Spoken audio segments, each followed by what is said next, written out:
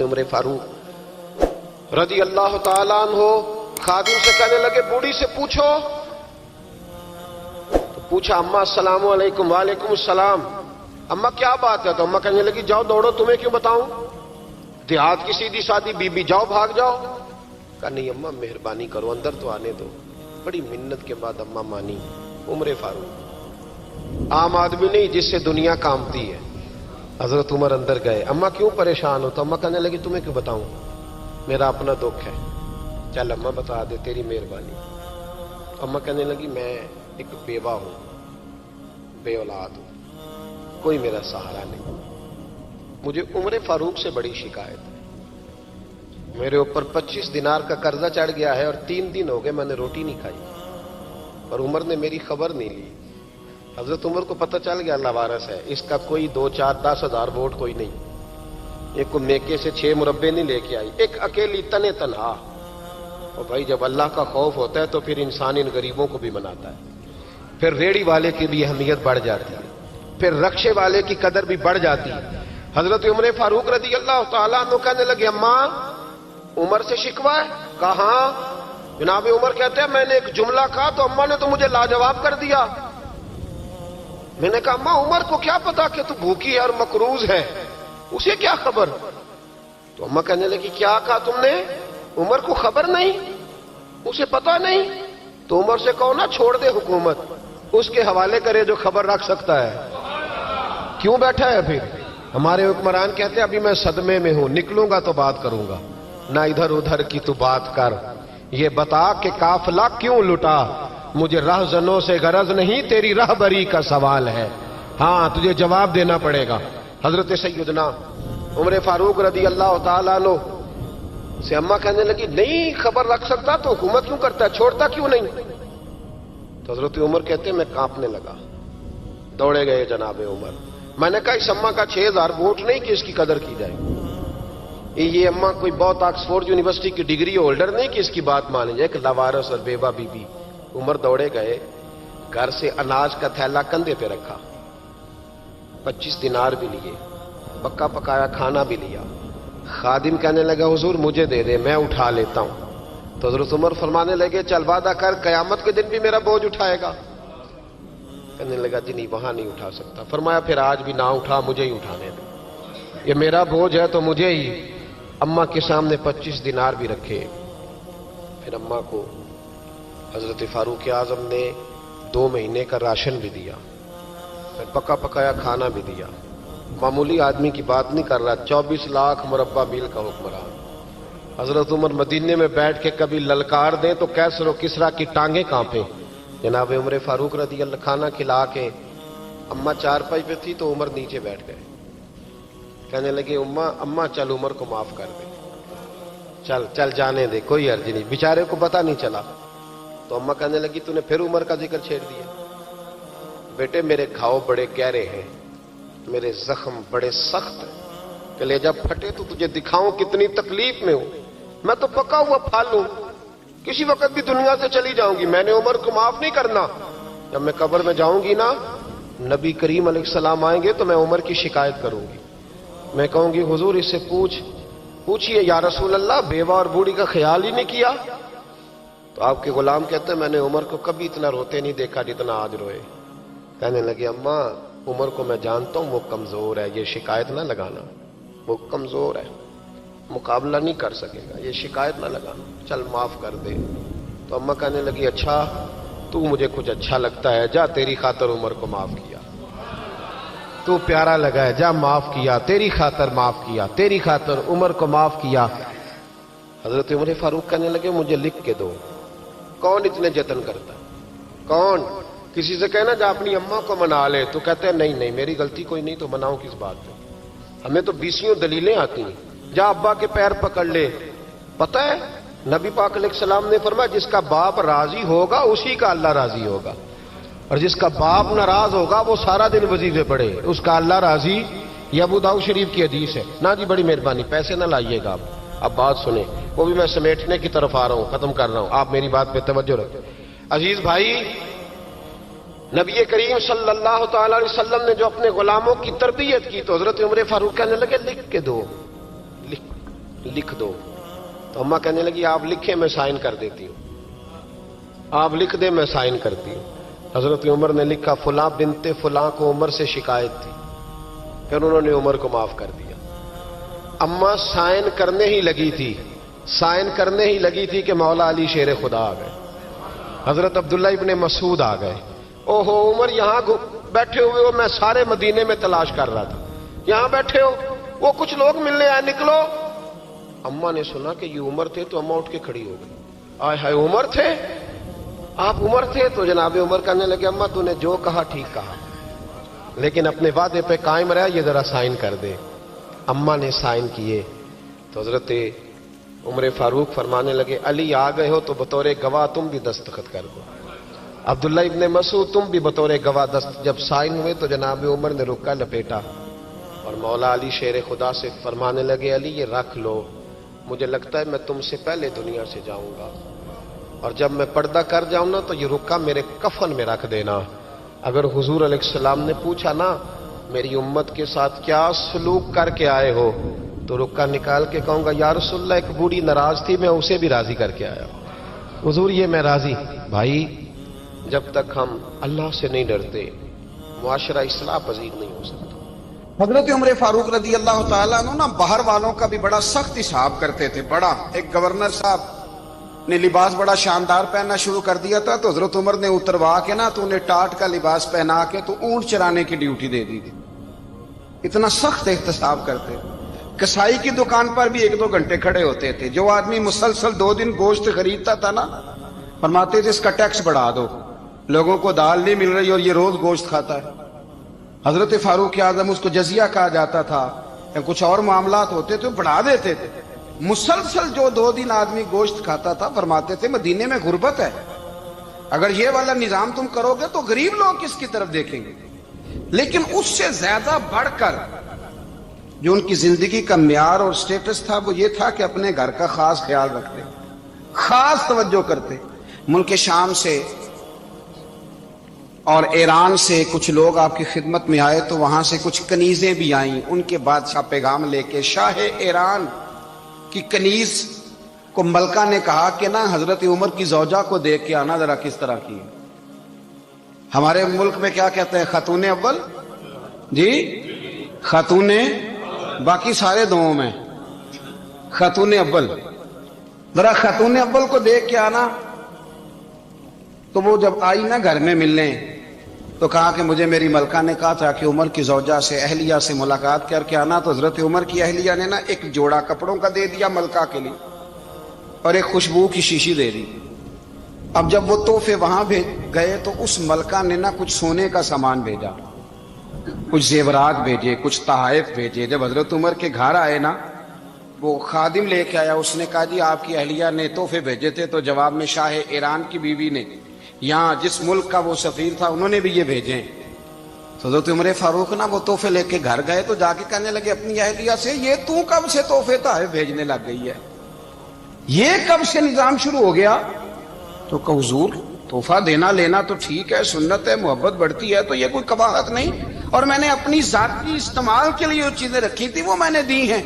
تو حضرت عمر فاروق رضی اللہ تعالیٰ عنہ فرمانے لگے ہم نے کسی ملک کے ساتھ اور اس کے بادشاہ کے ساتھ ذاتی تعلق نہیں بنانا، تعلق جو بھی بنے گا رسول اللہ کے دین کی برکت سے بنے گا. ذاتی رشتے نہیں ہم نے قائم کرنے. ذاتی آپ کے ملک کی جو ایئر لائن جس کا ہر سال خسارے کا ڈنڈورا پیٹا جاتا ہے نا، وہ ہمارے بادشاہ صاحب اور صدر صاحب اگر غیر ملکیوں کو گھوڑا کبھی بھیجنا ہو نا، گھوڑا تو پورا ایک جہاز گھوڑا لے کے تحفے میں جاتا ہے، پورا جہاز. غریب قوم کا یہ سرمایہ، اور قوم بڑی بادشاہ ہے، لائنوں میں لا کے ووٹ دیتی ہے.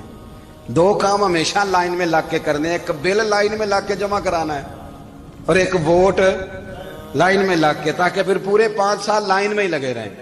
مرضی سے آپ ووٹ دینا پر جو بات درست ہے اس کو سنو. حضرت عمر فاروق رضی اللہ تعالیٰ عنہ نے اپنی اہلیہ سے پوچھا کتنے کا تھا وہ تیرا جوڑا اور خوشبو کی شیشی؟ انہوں نے کہا 3 دینار کی. فرمایا یہ 3 دینار تیرے اور باقی جو تحفے آئے ہیں وہ تو خود کہہ، چونکہ اس نے تیرے نام بھیجے ہیں، تو کہہ کہ میں مال غنیمت میں دیتی ہوں، تو کہہ میں مسلمانوں کو کہہ. تو زوجہ ہنس پڑی، کہنے لگی میں نام بھی کہوں تو مجھے کہنا تو پڑے گا ہی. کہنا تو میں نے ہے ہی، کیونکہ سامنے عمر فاروق ہیں، لہذا فرمایا کہہ دیتی ہوں میں نے دیا خزانے کو، حضرت عمر نے جمع کرا لیا۔ میں یہ کیا بات ہوئی؟ میرے گھر والے جو مرضی کریں، ان کا معیار زندگی جس طرح کا مرضی ہو۔ اور حضرت عمر ایک جملہ کہا کرتے تھے، اللہ کرے کہ یہ باتیں اس دور حاضر میں ہماری سمجھ میں آئیں۔ حضرت عمر فاروق رضی اللہ تعالیٰ عنہ اپنے بچوں کو فرمایا کرتے تھے کہ بہت آدمی کو بھوک لگی ہو نا، اور پھر اس کی پسند کا کھانا پکا ہو تو اتنے شوق سے وہ اس کھانے کو دیکھتا ہے نا، فرمایا اس طرح پوری قوم اپنے بادشاہوں کے خاندان کو دیکھتی ہے، اس تیزی کے ساتھ دیکھتے ہیں کہ ان کے گھر میں کیا ہو رہا ہے، ان کا معیار زندگی کیا ہے، ان کا سٹیٹس کیا ہے۔ سیدنا فاروق اعظم رضی اللہ تعالی عنہ نے اپنے گھر کے اندر اپنے بچوں، آپ کے بچے دونوں کاروبار کے لیے مصر گئے تو وہاں کے گورنر صاحب نے لوگوں سے، ایک بہت بڑا قافلہ گیا مدینے سے مصر تجارت کے لیے، جاتے ہیں نا آج بھی قافلے کئی ملکوں میں، تو یہ گئے تجارت کے لیے، تو حضرت عبداللہ ابن عمر، حضرت عبید اللہ ابن عمر، حضرت عمر کے دونوں بیٹے گئے۔ جناب عمر فاروق کے بچے جب وہاں پہنچے تو مصر کے گورنر نے نا لوگوں کو تعارف کرایا کہ یہ عمر فاروق کے بیٹے ہیں، یہ حضرت یہ چودھری کے بیٹے کو کون بتاتا ہے کہ تو چودھری کا بیٹا ہے؟ باہر والے بتاتے ہیں، گھر والے جی؟ اور سیٹھ صاحب کے بیٹے کو کون بتاتا ہے کہ تو سیٹھ صاحب کا بیٹا ہے؟ اور مالک کو کون بتاتا ہے کہ تو مالک کا بیٹا ہے اور یہ کرایہ دار ہے؟ یہ کون بتاتا ہے؟ یہ سوچ ہم دیتے ہیں بچوں کو، چودھری اور کمی کی سوچ، امیر اور غریب کی سوچ، مالک اور کرایہ دار کی سوچ، گھر کے مالک کی اور کام کرنے والے کی سوچ، یہ ہم دیتے ہیں۔ یاد رکھنا یہ ہم دیتے ہیں، یہ ہمارا مزاج ہے، یہ باہر سے نہیں آتی۔ تو کوئی شہزادہ ہے، تو سیٹھ ہے، تو نواب ہے، یہ سوچ باہر سے نہیں آتی، یہ اماں سوچ دیتی ہے، اماں، یہ ابا سوچ دیتا ہے۔ اور پھر جب تباہی اترتی ہے تو اس کے ذمہ دار بھی باہر والے نہیں ہوتے، گھر والے ہوتے ہیں، گھر والے۔ ہمارے بچوں کی طبیعتوں پر زیادہ نقش باہر والوں کا نہیں ہوتا، گھر والوں کا ہوتا ہے، یاد رکھیے گا۔ حضرت عمر فاروق رضی اللہ، بچے ہیں، شہزادے ہیں، وہ کاروبار کرنے گئے اور وہاں لوگوں نے بتایا گورنر صاحب نے کہ یہ فاروق اعظم کے بچے امیر المومنین کے۔ لوگوں نے ان سے زیادہ مال خریدا، تجارت میں زیادہ نفع ہوا، ظاہر ہے کہ وہ آپ کے جو اللہ خیر کرے حکمران ہیں، ان کے کاروبار کتنے ملکوں میں ہیں، کس بنیاد پر ہیں؟ وہ صرف اس بنیاد پر کہ وہ حکمران رہے، ان کے لیے آسان تھا بڑے لوگوں سے تعلقات بنانا۔ حضرت عمر فاروق رضی اللہ تعالیٰ عنہ کے بچے ڈھیروں مال کما کے جب واپس آئے نا، تو حضرت عمر سے آ کے بچوں نے بطور محبت کا، ابا جی اللہ نے بڑا ہی فضل کیا ہے، بڑا مال کمایا الحمدللہ، یہ دیکھیں کتنا نوازا ہے۔ تو حضرت عمر کہنے لگے سارے قافلے نے اتنا ہی کمایا ہے؟ سارے قافلے نے اتنا ہی کمایا ہے؟ تو حضور نہیں، سارے قافلے نے اتنا نہیں کمایا، سب کو اتنا نہیں ملا۔ وہ تو وہاں گورنر صاحب نے لوگوں کو تعارف کرایا تھا کہ یہ عمر کے بچے ہیں، تو لوگوں نے پھر ہم سے بڑا ہی خریدا۔ تو حضرت عمر فرمانے لگے ٹھیک ہو گیا، میں بات سمجھ گیا، اس طرح کرو جو تمہاری اصل زر تھی نا، جو راز تھی، وہ رکھ لو اور باقی سارا مال مال خزانہ میں جمع کرا دو، اس لیے کہ یہ تم نے تجارت نہیں کی، یہ تم نے اپنے باپ کا نام بیچا ہے، یہ تم نے امیر المومنین کے بیٹے ہونے کا فائدہ اٹھایا ہے۔ فرمایا یہ تمہارا نہیں حق، یہ مسلمانوں کا ہے، اس لیے کہ یہ مال تم نے محنت سے نہیں کمایا، یہ باپ کی کرسی کا فائدہ اٹھایا ہے۔ اور فرمایا اگر تم نے مال جمع نہ کرایا تو میں مال بھی لے لوں گا زبردستی اور کوڑے بھی ماروں گا، ڈبل سزا دوں گا، مرضی سے جمع کراؤ گے تو کوڑوں سے بچ جاؤ گے۔ بڑے بیٹے نے تو جمع کرا دیا، تو چھوٹا تھوڑا پریشان ہوا، تو حضرت عبداللہ ابن عمر چھوٹے کا ماتھا چوم کے کہنے لگے بیٹے چپ کر کے جمع کرا، یہاں بھی فخر کر کے ہم عمر کے بیٹے ہیں، اور قیامت میں بھی فخر کریں گے کہ ہم فاروق اعظم کے بیٹے ہیں، یہاں بھی ناز کریں گے اور وہاں بھی ناز کریں گے کہ عمر کے بچے ہیں۔ ہمارے باپ نے خود بھی حلال ہی کھایا ہے، اور جب ہماری کمانے کی باری آئی ہے تو ہمیں حکم بھی حلال کھانے کا دیا۔ بھائی ہمارا مزاج نہیں، بچہ جب لے کے آتا ہے 2 لاکھ روپیہ تو کبھی پوچھے کہاں سے آیا ہے؟ جب وہ پہلے دن غلط دوستوں کے پاس جا کے بیٹھتا ہے تو کبھی نکالا ہے گھر سے اسے؟ یہ بہت سارے خمیازے ہمیں اس لیے بھگتنے پڑتے ہیں کہ ہم ابتدا میں سوراخ بند نہیں کرتے. جب اس میں شگاف پڑ جاتا ہے, سیلاب آتا ہے تو ہمیں ہوش آتی ہے. حضرت عمر نے اپنے گھر میں نگرانی رکھی, کڑی نگرانی. زیادہ نماز گھر میں پڑھتے تھے حضرت عمر, نفلی نمازیں زیادہ کیوں بلا؟ بھائی یاد رکھیں کہ آپ نے اگر سجدہ کرنا ہے تو بچہ لیٹ جائے گا, وہ اسے پتا کوئی نہیں سجدہ کیا ہے. لیکن جب گھر میں کبھی قرآن ابا جی کھول لینا, جب ابا جی کا موڈ بن جائے نا لیکچر دینے کا, وہ گھر میں شروع ہو جاتے ہیں, کہتے ہیں آپ لوگ نماز نہیں پڑھتے اس لیے میرے کاروبار میں برکت کوئی نہیں. تم سویرے قرآن پاک نہیں کھولتے تو میں تباہ ہو گیا. تو میاں آپ نے کب گھر میں قرآن پاک کھولا تھا؟ آپ نے کب نماز پڑھی؟ آپ نے کب گھر کے اندر اللہ رسول کا ذکر کیا تھا؟ آپ نے کب حدیث چھیڑی؟ آپ نے بھی تو گھر کے اندر جب بھی آپ آئے ہیں تو آپ نے وہی کچھ کیا جو دنیا دار کرتے ہیں. آپ بھی تو اپنا موبائل لے کے الگ کونے میں بیٹھ گئے. آپ نے بھی تو کہا ہے کہ اب تمہارے چینل ختم, اب میری مرضی والا چلے گا. تو جو آپ نے کیا ہے بچے بھی وہی کام کریں گے. آپ نے بھی گپ شپ لگائی ہے تو وہ بھی لگا رہے ہیں. یہ سمجھ لیں, جو کام آپ کریں گے آپ اپنے بچوں کی سیرت میں اس کا جلوہ دیکھ لیں گے. بڑی پکی سی بات ہے کہ آپ کو بچے کی عادتیں دیکھ کے سمجھ آ جائے گی کہ میں بھی یہی کرتا تھا اور یہ بھی. حضرت عمر فاروق رضی اللہ تعالیٰ عنہ وصال فرما گئے تو آپ کے وصال کے بعد حضرت عثمان غنی رضی اللہ تعالیٰ عنہ نے آپ کی ایک بیوہ سے نکاح کیا, حضرت عمر کی ایک بیوہ سے. جب وہ آپ کے نکاح میں آئی تو کہنے لگی حضرت عثمان غنی سے کہ حضور نہ تو میں خوبصورت ہوں اور نہ میں جوان ہوں, نہ آپ کی کوئی خدمت کر سکتی ہوں, میرے ساتھ نکاح کرنا سمجھ میں نہیں آیا. کیا شاندار جواب دیا حضرت عثمان غنی نے, کیا خوبصورت جواب دیا.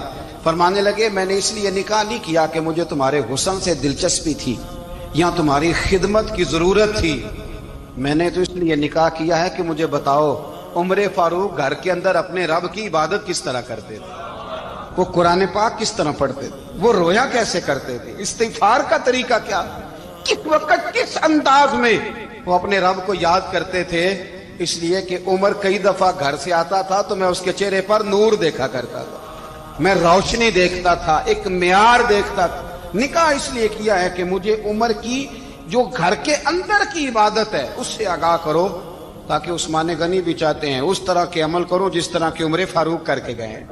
بھائی جب تک ہم اپنے گھر میں وہ توجہ نہیں دیں گے, وہ مزاج دیکھیں نا, ہمارے گھروں میں جب نقشہ پاس ہوتا ہے تو ٹی وی لان بھی اس میں ہوتا ہے, ڈرائنگ روم بھی ہوتا ہے, نماز کی جگہ بھی ہوتی ہے نقشے میں.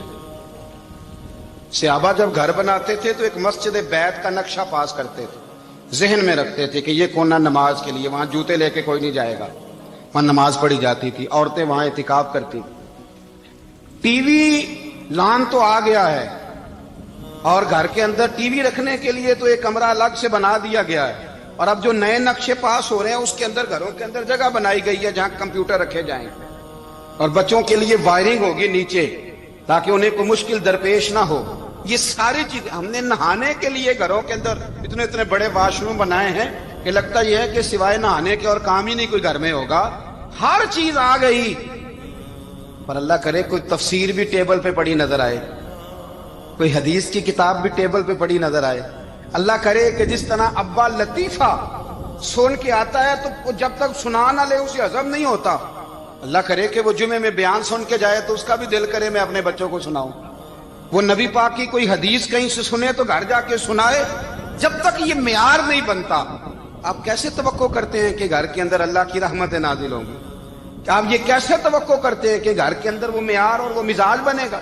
حضرت عمر فاروق نے ذاتی زندگی پر جو توجہ دی, گھر والوں کے معیار پر جو توجہ دی حضرت عمر فاروق رضی اللہ تعالیٰ عنہ نے, وہ بھی بڑی دیدنی ہے. حضرت ابو موسیٰ اشعری کو نا آپ نے وزیر خزانہ بنایا, وزیر خزانہ. تو حضرت ابو موسیٰ اشعری کہتے ہیں کہ حضرت عمر کو شیخ خزانے میں رہنے تو دیتے نہیں تھے. تو ایک دن میں صفائی کر رہا تھا اس کمرے کی جس میں خزانہ رہتا تھا. ہمارے تو ملک میں جو جاتا ہے وہ صفائی کر کے ہی جاتا ہے, اللہ خیر کرے. اور خیر معیار بدلتا ہے.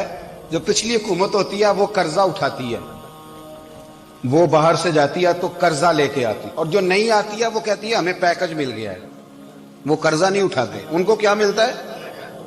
یعنی پچھلی نے قرضہ لیا تھا اور ہم نے, واہ جی واہ کیا خوبصورت انداز ہے, اس کا نام بدل کے نا انہوں نے قرضہ لیا تھا اور ہم نے, میں کہا بڑے شاندار سیانے بندے ہو گئی. اور اللہ تعالیٰ خیر فرمائے, ہمارے جو بڑے شاندار قسم کے دوست ہے نا شاندار، جن کا ادب سے نام لیتے ہیں، وہ عرب کے بادشاہ ہیں۔ ہم تو عرب خالی کہتے بھی نہیں، عرب شریف کہتے ہیں، عرب شریف۔ انہوں نے پتہ کیا کیا ہے؟ انہوں نے اس طرح کیا ہے کہ جو کشمیریوں کا قاتل تھا نا، اس کے گلے میں میڈل ڈال دیا ہے۔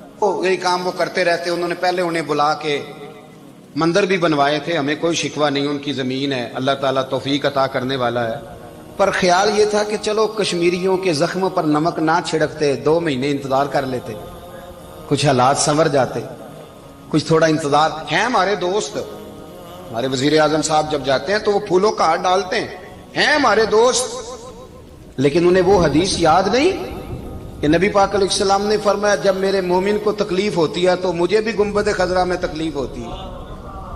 انہیں نہ کشمیریوں کا خون یاد نہیں آیا، انہیں برہان وانی کی کٹی ہوئی لاش یاد نہیں آئی، انہیں 30,000 بیوہ عورتیں 30,000 بیوہ عورتیں یاد نہیں آئی، 30,000 بیوہ عورتیں جن کے سواگ اجڑ گئے، اور انہیں 1.25 لاکھ یتیم بچہ یاد نہیں آیا جو یتیمی کی زندگی گزار رہا ہے، اور اس کے باوجود بہت بڑے ذمہ دار ہے وہ۔ مجھے پڑھ لینے دو آج احمد فراز کا شعر، وہ ہمارے مکتب کوئی ایسا نہیں کہ وہ مولوی تھا، وہ غیر جانبدار تھا، پر مجھے آج پڑھ لینے دو اس کا شعر، ایک کلیجے کا درد ہے، پڑھ لینے دو۔ اس نے کہا تھا کہ پڑھتا ہوں تو کہتی ہے یہ خالق کی کتاب ہے، مثل یہودی یہ سعودی بھی عذاب، اس قوم کے بارے میں کیا لکھوں فراز، کعبے کی کمائی سے جو پیتے ہیں شراب، کعبے کی کمائی سے جو پیتے ہیں شراب، اس قوم کے بارے میں کیا لکھوں فراز، کہ کعبے کی کمائی سے جو پیتے ہیں شراب۔ میں خیال نہیں آیا تمہارا صرف دین یہ ہے کہ قبریں گرا دو، مزارات گرا دو، فقط یہ دین ہے؟ کوئی نبی پاک کے روزے کی طرف منہ کرے تو اسے مشرک ہو، یہ دین ہے؟ اس کا نام مذہب رکھا ہے تم نے؟ مذہب تو اس کا نام ہے کہ جو رسول اللہ کا نام لینے والا ہے وہ ہمارا یار ہے، اور جو نبی پاک کا نام لینے والا نہیں، ہمارا اس سے کوئی تعلق، یہ دین ہے۔ حضرت عمر فاروق کی سیرت سنا رہا ہوں، حضرت عمر کی۔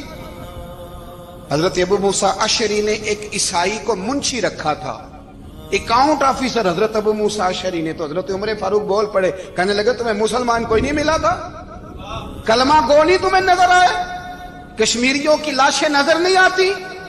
ان کا خون بہ رہا ہے، تباہی اتر رہی ہے، اور تم قاتل کو گولڈ میڈل پہنا رہے ہو۔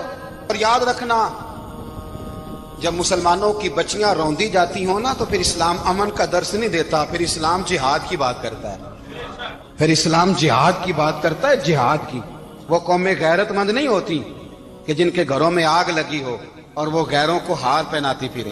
اللہ کا کچھ خوف کرو، زندگی مختصر ہے، دبئی میں کتنے رہے اور کتنے چلے گئے، خدا را کچھ خدا۔ تم سے اچھے تو وہ نیو یارک کے رائٹر ہیں جو کم از کم اپنے کالموں میں کشمیر کی بات کرتے ہیں، تم سے اچھا برطانیہ کا وہ شخص ہے جو کم از کم BBC لندن پہ رپورٹ جاری کرتا ہے تو کہتا ہے کشمیر پہ ظلم ہو رہا ہے۔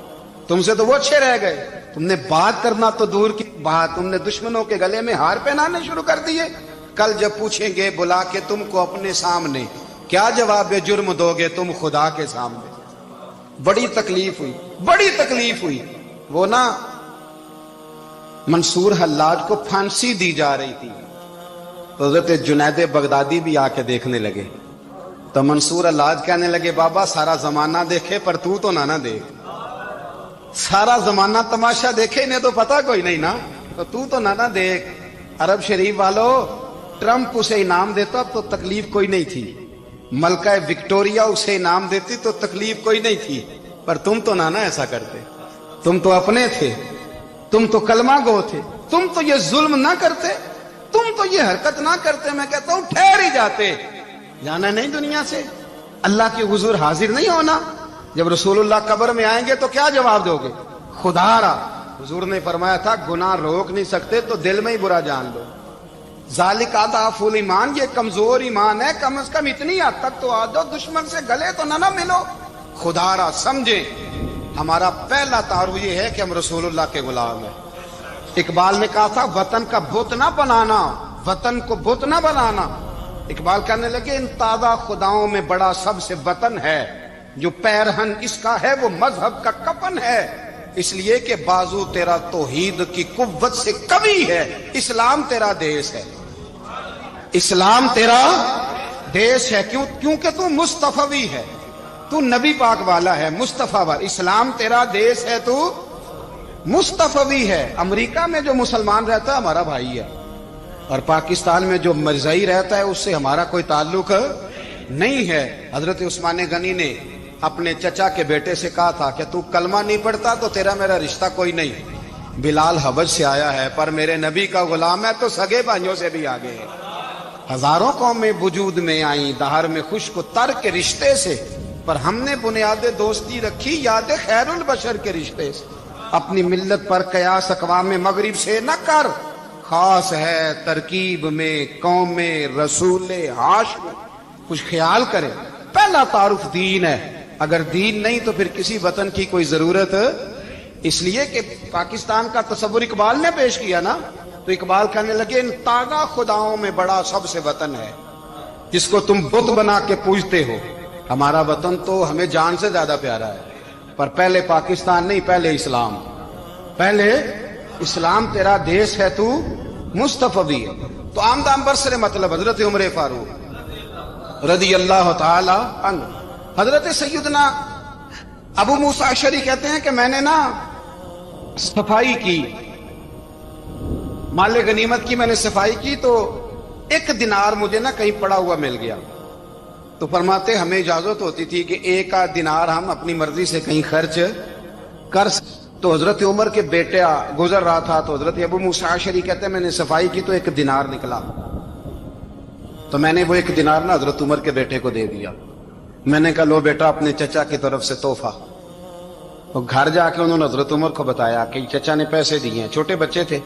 حضرت عمر نے حضرت ابو موسیٰ اشعری کو بلا لیا اور بلا کے فرمانے لگے میں تو تمہیں اپنا دوست جانتا تھا اور تو نے میری اولاد کو ہی دنیا دار بنانا شروع کر دیا, میرے بچوں کو ہی تم نے دنیا دار پیسوں پہ لگانا شروع کر دیا, میں تو تمہیں یار سمجھتا تھا. فرمایا تمہیں چاہیے تھا میرے بیٹے کو نصیحت کرتے کہ بیٹا پیسوں سے رب راضی نہیں ہوتا, اس کی رضا والے کام کیے جائیں تو رب راضی ہوتا ہے.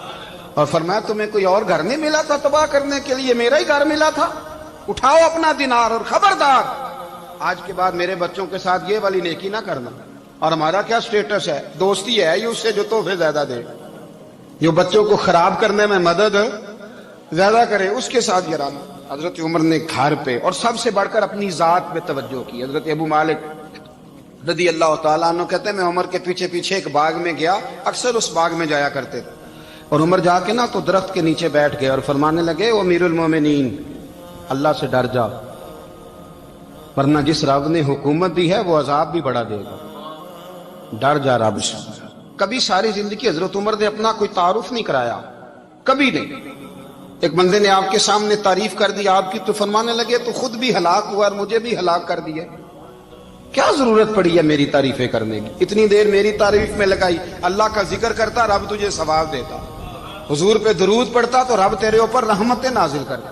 کس چکر میں آج جتنا اچھی کوئی خوشامد کرے اتنی اچھی وزارت ملتی ہے, جتنی اچھی اس کو جو ہے وہ چاپلوسی کرنی آیا درجہ بھی اسے اتنا ہی اچھا ملتا ہے. حضرت عمر فاروق رضی اللہ تعالیٰ عنہ آپ کے بیٹے کہتے ہیں, صاحب فتوح الشام نے لکھا ہے, آپ کے صاحبزادے کہتے ہیں میں نکلا تو میرے ابا جی نا اپنی پشت پر مشکیزہ رکھ کے کنویں سے پانی بھر کے آ رہے.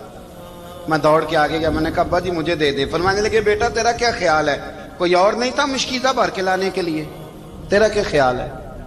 کہا ابا جی بڑے لوگ تھے پر آپ کیوں اٹھا رہے ہیں. فرمانے لگے نفس نا ذرا میرا بڑا ہو گیا تھا, اسے ذرا ذلیل کر رہا ہوں, ذرا اپنا محاسبہ کر رہا ہوں. یہ مجھے کہہ رہا تھا تو بڑی چیز ہے, تو میں نا ابھی مشکیزہ گھر رکھ کے آؤں گا, پھر تیری ماں نے مجھے کہا ہے کہ گھر میں لکڑیاں کوئی نہیں جلانے کے لیے, پھر میں جنگل سے لکڑیاں کاٹ کے لاؤں گا. اب میں امیر المومنین بن کے نا تو میرا نفس تھوڑا بڑا ہو گیا.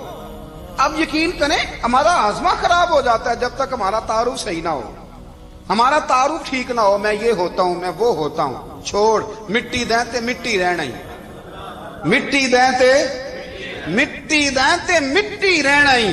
ایویں کادی بلے بلے اج مٹی دے اتے بندیا تے کل مٹی دے تھلے, مٹی دیں تے مٹی رہنا ہی. کادی بلے, مجھے پوچھ لو, مجھے جان لو, میرا نام لے لو, میں بھی آیا ہوں, میں بھی ہوتا ہوں, میرا بھی یہ تذکرہ ہے، میں بدکار پرانا خادم، کسے در ملی نہ ٹوئی، اے تے واصف یار نے نظر جو کی تھی تے واصف واصف ہی ہوئی۔ یہ تو بڑی بات کی بات ہے، تو بات کی بات ہے صاحب، ورنہ من نانم کے من نانم، جو ہم ہیں اس کا ہمیں پتا تو ہے نا بھائی۔ کبھی بھی یہ جو ذات کا چکر ہے نا، میں بھی ہوں مجھے بھی، او بھائی یاد رکھو میں کون ہوں۔ یہ جو نام نمود اور یہ خواہشیں اور یہ جو وقار، یہ تو کمزور لوگوں کا طریقہ ہے۔ جس کو اپنا تعارف کرانا پڑ گیا اس سے بھی زیادہ کمزور کوئی ہے؟ فوٹو میں دکھاتا پھرتا ہے فلانے کے ساتھ فوٹو، فلانے تو کمزور بندے یہ کام کرتے۔ حضرت عمر فاروق، اللہ اکبر، حضرت عمر جیسا بندہ 24 لاکھ مربع میل کا حکمران، اور شاہ روم کو خط لکھ کے کہتا ہے میں منت نہیں کرتا، میں حکم دیتا ہوں۔ نہ تگڑا بندہ۔ جنگ قادسیہ کے لیے حضرت سعد بن ابی وقاص کو بھیجا، فتوح الشام پڑھ کے دیکھیں۔ حضرت عمر بڑے پریشان ہیں، اتنے دن ہو گئے کوئی رپورٹ ہی نہیں آئی۔ اب تو موبائل ہے نا، تو ایک ایک منٹ کی رپورٹ لیں آپ، بلکہ آپ ایک ایک منٹ کی فوٹو لیں، آپ رپورٹ تو دور رہ گئی۔ حضرت عمر فاروق رضی اللہ تعالیٰ عنہ بڑے پریشان ہیں کہ قادسیہ میں حضرت سعد بن ابی وقاص کے ساتھ لوگ جہاد کرنے گئے، رپورٹ کوئی نہیں آ رہی۔ اتنے پریشان تھے کہ باہر نکل کے نا اس رستے پہ بیٹھ جاتے جو رستہ قادسیہ کی طرف سے آتا تھا، اس جو بھی آتا جاتا پوچھتے جنگ کے کیا حالات ہیں۔ ادھر جب اللہ نے فتح دے دی نا، تو حضرت سعد بن ابی وقاص رضی اللہ تعالیٰ عنہ نے ایک قاصد کو خط دے کے بھیجا، کہنے لگے عمر کے پاس جاؤ، انہیں اطلاع دو کہ الحمدللہ اللہ نے اسلام کو فتح عطا کر دی۔ یہ حضرت عمر کو جا کے دینا، وہ بڑے پریشان ہوں گے۔ وہ جو اس زمانے میں اس طرح ہوتا تھا کہ کئی دور دور سے صحابہ جو دوسرے شہروں کے ملکوں کے رہنے والے ہوتے تھے، وہ بھی آ کے شامل ہو جاتے تھے جہاد میں۔ کوئی ایک دفعہ مدینے آیا، کوئی 2 دفعہ آیا، پھر اپنے اپنے علاقوں میں۔ بہت سارے لوگوں نے زیادہ دفعہ حضرت عمر کو دیکھا بھی نہیں تھا۔ وہ جو قاصد خط لے کے آیا تھا نا، اس نے 1 دفعہ دیکھا تھا، حضرت عمر بوڑھے ہو گئے، وہ پہچانتا نہیں تھا۔ میری بات کی سمجھ آ رہی ہے آپ حضرات؟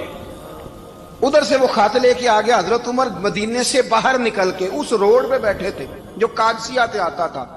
جب اس آدمی کو آتے دیکھا تو حضرت عمر اٹھ کے کھڑے ہو گئے، فرمانے لگے قادسیہ سے آ رہے ہو؟ وہ کیا کہتا ہے؟ پھٹے پرانے کپڑے، ٹوٹے ہوئے جوتے، سر پہ پرانی پگڑی، کہنے لگے غلام مدینے کے رہنے والے ہو؟ حضرت عمر کہنے لگے ہاں مدینے کا ہوں۔ کہا میں قادسیہ سے آیا ہوں، الحمدللہ اللہ نے اسلام کو فتح دے دی ہے، الحمدللہ کفر کی کمر ٹوٹ گئی ہے۔ اس نے یہ بات کر کے تو گھوڑے کو ایڑی لگائی، گھوڑا دوڑنے لگا مدینے کے، حضرت عمر بھی ساتھ ساتھ دوڑ رہے ہیں۔ فرمانے لگے اچھا بتاؤ خالد بن ولید کا کیا حال ہے؟ تھوڑا آگے جا کے فرمانے لگے اسامہ بن زید کیسے ہے؟ وہ کہتے ہیں ٹھیک ہے۔ پھر اس نے اور گھوڑا، عمر ساتھ ساتھ دوڑ رہے ہیں، ساتھ ساتھ 24 لاکھ مربع میل کا حکمران، ایک جوتا پیر سے نکل گیا، عمر دوڑ رہے ہیں۔ آگے جا کے پوچھتے ہیں سعد بن ابی وقاص کا کیا حال ہے؟ کہ حضور وہ بھی ٹھیک ہے۔ کتنے لوگ میرے شہید ہو گئے مسلمانوں میں سے؟ کہنے لگا صحیح گنتی کا نہیں پتا، یہ لفظ ادا ہوتے ہوتے مدینے کی سرحد آ گئی۔ لوگوں نے عمر کو گھوڑے کے ساتھ دوڑتے دیکھا تو کہا امیر المومنین کیوں دوڑ رہے ہیں؟ وہ غلام چھلانگ لگا کے نیچے آیا، قدموں میں بیٹھ گیا، کہنے لگا حضور آپ نے بتایا ہی نہیں آپ امیر المومنین ہیں۔ آپ فرمانے لگے کیا بتاتا؟ میں تو اونٹ چرانے والے کا پتر ہوں، کیا بتاتا؟ وہ عمر ہوں جس نے اپنے گناہوں کا حساب دینا ہے، کیا بتاتا؟ جو سعد بن ابی وقاص کو جہاد پہ بھیج کے خود بزدلوں کی طرح گھر میں بیٹھا ہے، کیا بتاتا؟ کوئی حیثیت نہیں، کوئی تعارف۔ تو نے اچھا کیا، تو تو مجاہد تھا، مجھے ساتھ ساتھ دوڑایا، تو نے اچھا کیا۔ جتنے لوگ تھے چیخے مار کے رونے لگے۔ حضرت فاروق اعظم سے کہنے لگے عمر جب تک تیرے جلوے رہیں گے اللہ کامیابیاں ہی عطا فرمائے گا، جب تک تیرا رنگ رہے گا اللہ تعالیٰ نوازتا ہی رہے گا۔ کچھ نہیں کبھی اپنا آپ ظاہر ہی نہیں کیا۔ بہت بڑے تھے، بہت بڑے تھے حضرت عمر، بڑے تھے، لیکن ساری زندگی اپنے محاذ۔ حضرت ابو رافع غلام تھے، قرآن پاک بڑا سونا پڑھتے تھے۔ حضرت عمر جب بھی انہیں ملتے کہتے ابو رافع تو عمر سے اچھا ہے، قرآن بڑا شاندار پڑھتا ہے۔ تو وہ کہتے حضور اگر میں قرآن صحیح پڑھتا ہوں تو آپ کو قرآن کی تشریح زیادہ صحیح آتی ہے، آپ بھی تو مجھ سے افضل ہیں۔ تو آپ فرماتے نہیں پھر بھی تو مجھ سے افضل ہے۔ کیوں؟ اس لیے کہ تو اپنے غلام اپنے آقا کی نوکری بھی ٹھیک کرتا ہے اور رب کی عبادت بھی ٹھیک کرتا ہے، اور مجھے خالص صرف عبادت کرنی ہوتی ہے وہ بھی ٹھیک نہیں کر پاتا۔ ساری زندگی اپنا محاسبہ، सारी जिंदगी अपने गिरेबान में देखा, सारी जिंदगी अपने आप को परखा, अपने आप को टटोला, 62 साल उम्र बीत गई। हजरत हुज़ैफा बिन यमान एक सहाबी थे, मेरे नबी करीम अलैहिस्सलाम ना उनसे राज की बातें करते थे। हर बंदे का आजमा ठीक नहीं होता, सबसे राज की बात नहीं करनी चाहिए। हजरत हुज़ैफा बिन यमान कहते हैं हुजूर राज की बातें बताते। मदीना मुनव्वरा में जो मुनाफिकीन थे उनकी लिस्ट भी नबी पाक ने हजरत हुज़ैफा बिन यमान को दी थी। जब कोई मशकूक आदमी मर जाता ना तो सहाबा कहते हम देखते अगर हजरत हुज़ैफा ने जनाजा पढ़ा तो हम भी जनाजा पढ़ लेते। नबी पाक ने भी कुछ जनाजे नहीं पढ़े, तिरमिजी में है, फरमाया उस्मान से जो बुग़्ज़ रखे उसका जनाजा नहीं पढ़ेंगे। हजरत हुज़ैफा बिन यमान अगर जनाजा पढ़ते तो लोग पढ़ते, वो ना पढ़ते तो लोग जनाजा ना पढ़ते। हजरत हुज़ैफा बिन यमान कहते हैं जनाब उमर फारूक की खिलाफत के आखिरी अय्याम थे, कुछ दिनों के बाद वो शहीद हो गए। फरमाते आधी रात का वक्त था, मैं घर में सोया था बड़ा बेफिक्र, अचानक मेरे दरवाजे पे दस्तक हुई, मैं घबरा के उठा, इतनी रात को कौन आया? कहते कुर्बान जाऊं, दरवाजे पे गया तो अमीरुल मोमिनीन फारूक आजम दरवाजे पे। मैंने कहा उमर कोई हुक्म था तो मुझे बुला लेते। कहने लगे मैं ना अमीर बन के नहीं आया, तेरा वीर बन के आया हूं। अमीरुल मोमिनीन की हैसियत से सरकारी काम से बुलाता तो वहां बुलाता, मुझे एक जाती काम पड़ गया। कहते मैंने उमर को घर के अंदर बुला के चारपाई पे बिठाया, मैंने कहा हुजूर मैं गरीब आदमी, मैं क्या आपके काम आ सकता हूं? तो कहते उन्होंने ना मुझे साथ बिठा लिया, फिर मेरा हाथ पकड़ लिया। कहने लगे तू उमर को जानता है? उमर झूठ नहीं बोलता। तू जानता है? उमर वादों का पक्का है। कहा हुजूर जानता हूं। कहा मैं उस वक्त आया हूं जब देख भी कोई नहीं रहा। हजरत हुज़ैफा बिन यमान कहते हैं परेशान हो गया, हुजूर पहेलियां ना बुझवाए, मेहरबानी कर बताएं किधर आए हैं। हजरत उमर फारूक फरमाने लगे 62 साल का हो गया हूं, 63 में चल रहा है, दाढ़ी सफेद हो गई है, अल पक गया, उठ फरीदा सुत्या, दाढ़ी आ गई पूर, अग्गा नेड़े आ गई, पिछा रह गया दूर। अब कब्र अशर का मामला साफ नजर आने लगा है। कहा हुजूर मुझसे क्या चाहते हैं? हजरत उमर रो पड़े, कहने लगे आज मैं इशा के बाद निकला हूं तो नबी पाक के सहाबा मुझे नेक कह रहे थे, फिर मैंने बच्चों की मां से और बच्चों से भी पूछा है, वो भी मुझसे राजी हैं। पर हुज़ैफा तेरे साथ नबी पाक राज की बातें करते थे, सच बता कहीं उमर का नाम मुनाफिकों में शामिल तो नहीं? सच बता उन मुनाफिकीन में तो शामिल नहीं, कहीं ऊपर ऊपर से तो नहीं सारा कुछ? हजरत हुज़ैफा बिन यमान कहते हैं मैं बाप के मरने पे इतना नहीं रोया जितना उमर के सवाल पे रोया। मैं कदमों में बैठ गया, मैंने कहा नहीं उमर ये तो मैंने नहीं सुना, लेकिन ये मैंने नबी पाक से जरूर सुना है कि मेरे बाद अगर कोई नबी होता तो उमर इब्ने खत्ताब होता।